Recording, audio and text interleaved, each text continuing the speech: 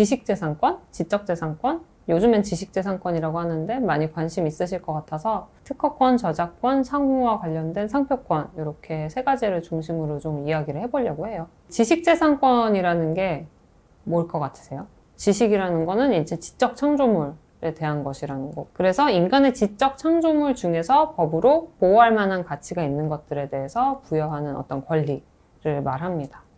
예를 들면 유튜버 같으면 창작자의 권리가 있을 수 있죠. 물론 유튜버는 저작권자긴 하지만 그 저작권을 이제 무상 실시하도록 유튜브에 이제 허용하는 계약을 가입하시면서 이제 체크를 하시기 때문에 저작권자로 배타적인 권리는 행사하지 않죠. 그래서 지식재산권은 저작권, 특허권, 실용신앙권, 디자인권, 상표권 이렇게 이제 구분이 되고요. 특허권, 실용신앙권은 기술적인 사상 창작에 대한 보호, 그리고 디자인권은 외형에 대해서 보호하는 권리, 상표권은 어떤 식별력을 갖는 징표에 대한 권리예요. 식별력이라는 건 나와 남을 구별할 수 있는 그런 힘을 말하고요.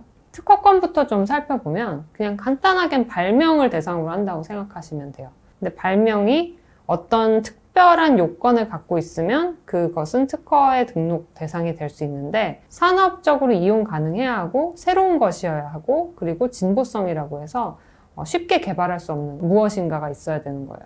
실용신앙권은 산업상 이용할 수 있는 물품의 형상이나 구조, 조합에 대한 고안에 대한 권리인데요. 너무 말이 어렵죠. 발명을 제외한 나머지 지식재산권과 관련된 권리라고 생각하시면 돼요. 뭐 내가 뭔가를 만들었다. 근데 이건 특허 대상은 아니다? 그럼 실용신앙권 대상이구나. 이렇게 생각하시면 될 것 같아요. 그 다음은 디자인권. 요즘엔 디자인을 이제 권리로도 인정을 하는데요. 특별한 색깔이나 모양 이런 것을 결합한 경우에 디자인권 인정하고 있고 상표권은 나와 남을 식별할 수 있는 권리에 대한 것이라고 아까 얘기를 드렸죠. 저작권은 뭐냐?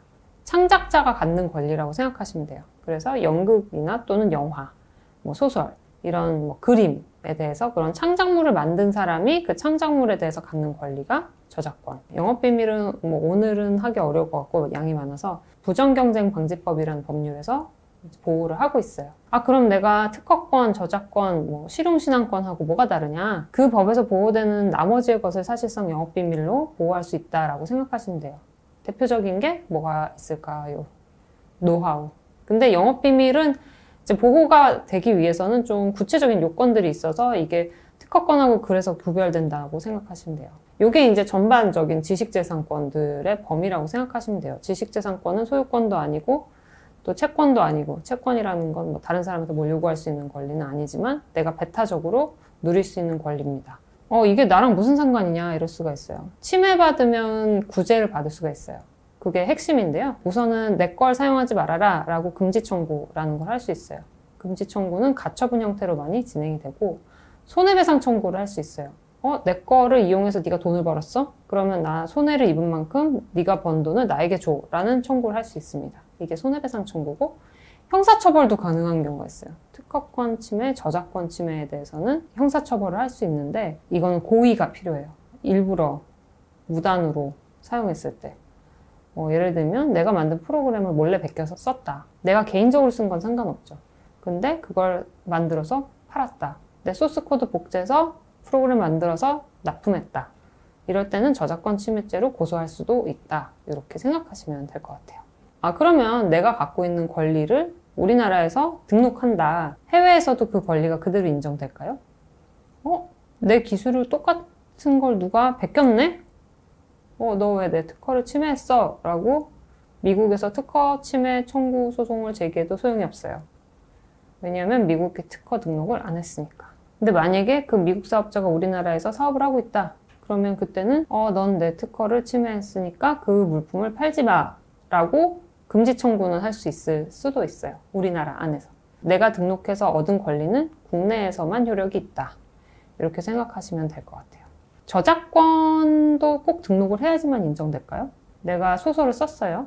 저작권 등록을 저작권자로 해야만 권리가 인정될까요? 저작권하고 특허권하고 다른데요. 특허권은 등록 안 하면 인정 못 받고 보호도 못 받는데 저작권은 등록을 하지 않아도 내가 창작했다, 내가 만든 사람이다 라는 걸 입증하면 저작권자로 인정이 됩니다. 등록을 하면 그럼 뭐가 좋냐? 저작자로 추정을 받죠. 내가 손쉽게 손해배상 청구도 할 수 있고 뭐 이런 여러 가지 권리적인 보호를 좀 더 받을 수 있다. 왜냐하면 내가 저작권 등록을 먼저 안 해놓으면 내가 이걸 직접 만들었다는 걸 내가 증명해야 되거든요. 근데 이제 저작권자로 등록을 해놓으면 내가 만들었다는 걸 우선 증명할 필요 없이 남한테 쓰지 말라고 할 수 있는 거죠.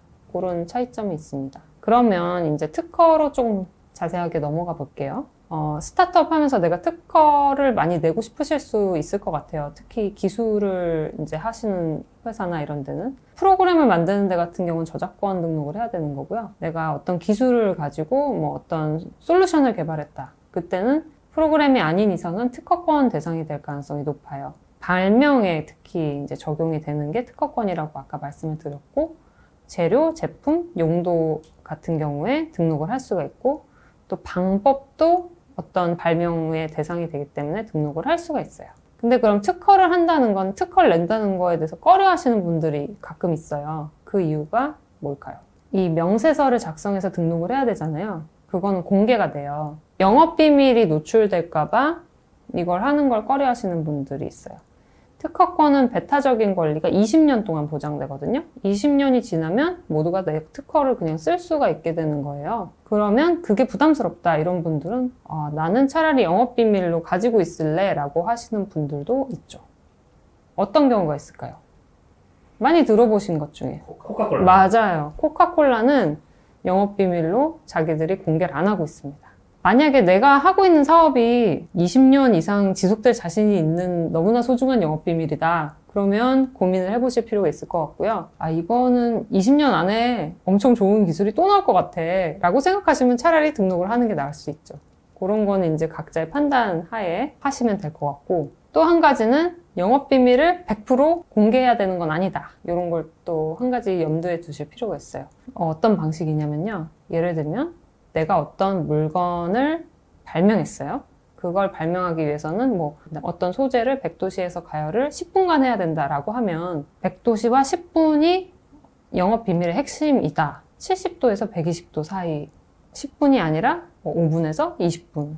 그렇게 해서 등록이 된다면 그 진짜 핵심적인 영업비밀 보호할 수 있는데, 요거는 자기 기술에 대해서 정말 잘 알고 명세서를 자기가 잘 쓰거나 또는 변리사님 통해서 이 부분에 대해서 어느 부분을 어떻게 좀 잘 가릴지 이런 부분들을 잘 상의해서 잘 작성을 해야지만 가능한 거고, 나는 요런 기술을 그냥 뭐 명세서를 작성해 주세요 라고 했으면 보호 안 될 가능성도 있죠. 그러니까 자기 기술에 대해서 굉장히 잘 알고 있고 면밀히 검토한 다음에는 어느 정도 범위 내에서는 공개하지 않고도 특허로 등록을 받을 수 있다. 질문이 하나 있어요. 네. 우리 실생활에서 이런 거를 좀 살펴볼 수 있는 사례가 있을 것 같은데 혹시 뭐 어떤 게 있을까요? 잘 모르겠어요.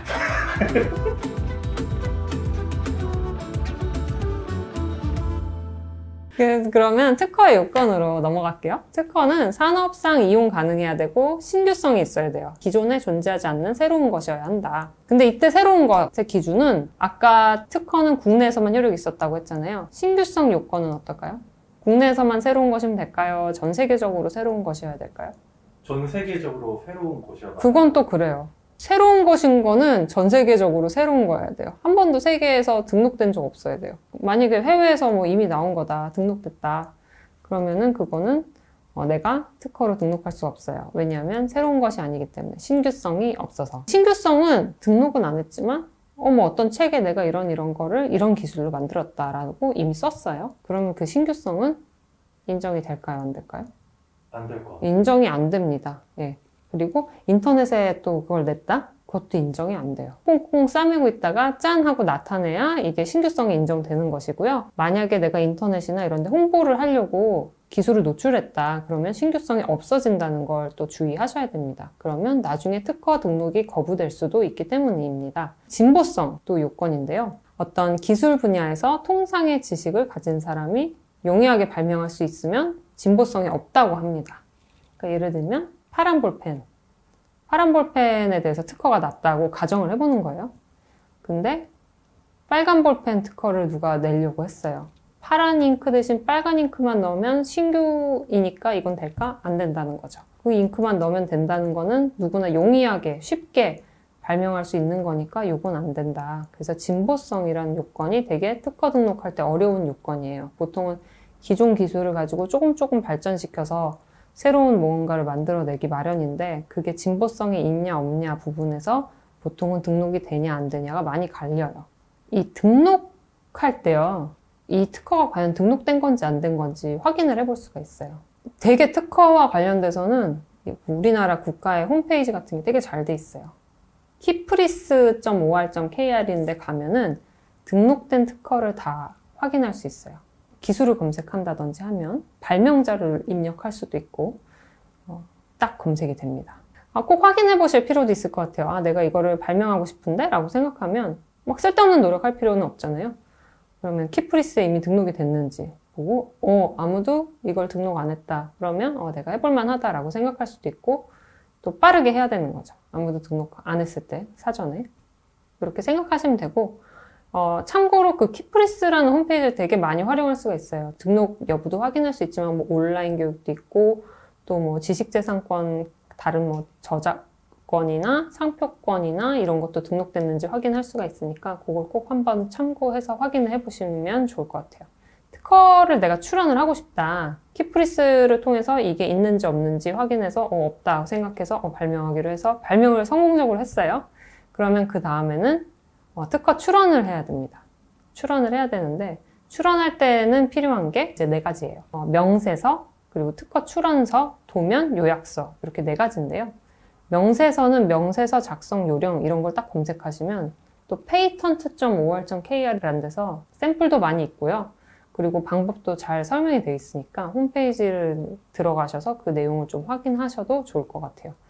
명세서에 들어가야 되는 내용은 발명의 명칭, 도면이 필요하다고 아까 했잖아요. 도면의 간단한 설명, 그리고 발명이 무엇인지에 대한 상세한 설명이 들어가야 돼요. 제일 중요한 건 사실 특허의 청구 범위입니다. 여기서 특허의 청구 범위까지 이제 4가지가 들어가는데 다시 한번 말씀드리면 명세서에는 발명 명칭, 간단한 도면에 대한 설명, 발명에 대한 상세한 설명, 특허의 청구 범위가 기재되고 이때 제일 중요한 건 특허 청구 범위다.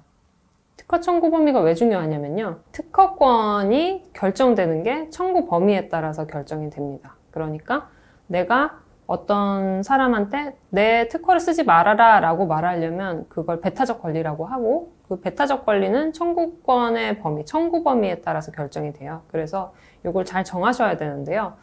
어떤 분들은 이제 변리사한테 다 맡기면 잘 될 거라고 생각을 하시는 분들도 있고 또 뭐 어떤 변리사님에 따라서 뭐 강조점이 다를 거예요. 나는 특허 등록을 진짜 잘 시킨다. 등록이 잘 거절되지 않으니까 나를 믿어라. 이렇게 하시는 부분도 있을 텐데 등록되는 거 진짜 중요하죠. 등록 뭐 잘 안 되는 경우도 있으니까 애써서 만들었는데 등록 안 되면 속상하니까요. 근데 그것만큼이나 또는 그거보다 더 중요한 건 청구 범위를 잘 정리해서 적어야 된다는 거죠. 그래서 꼭 청구 범위만큼은 직접 확인하셔서 이게 내가 원하는 범위가 맞는지를 확인하실 필요가 있을 것 같습니다. 네. 그리고 출원을 하고 난 다음에 또 있는 절차가 등록이라는 절차예요. 사실은 내 특허권이 완전히 권리로 보호를 받으려면 등록이 끝나야 돼요. 출원만 됐다고 해서 등록이 바로 되는 것도 아니고요. 시간이 꽤 걸려요. 그래서 출원하고 나서 등록하기까지는 또 시간이 걸려서 처음에 내가 발명을 해서 출원 신청서 내고 등록까지는 한 2년 걸린다. 이렇게 생각하시면 돼요.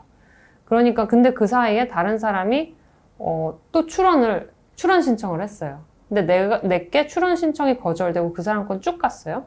그러면 나는 그리고 그 사람 먼저 등록받았어요. 그러면 나는 그 특허에 대해서 권리를 행사하지를 못해요. 그러니까 그만큼 이게 되게 특허라는 게 그런 좀 명세서도 잘 쓰고 거절당하지 않는 게 되게 중요한 거죠.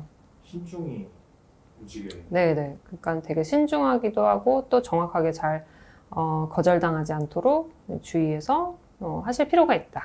이런 부분들이 좀 제가 말씀드리고 싶었던 부분이에요. 그래서 오늘 이 부분 특허와 관련해서는 이제 핵심적으로 생각하실 게 명세서가 제일 중요하고 출원 신청할 때 청구 범위를 어떻게 정하느냐가 매우 중요하다. 그리고 변리사님을 통해서 잘 정하시되 청구 범위는 꼭 내가 원하는 범위랑 동일한지를 확인하실 필요가 있다. 이렇게 좀 생각을 해주시면 좋을 것 같습니다.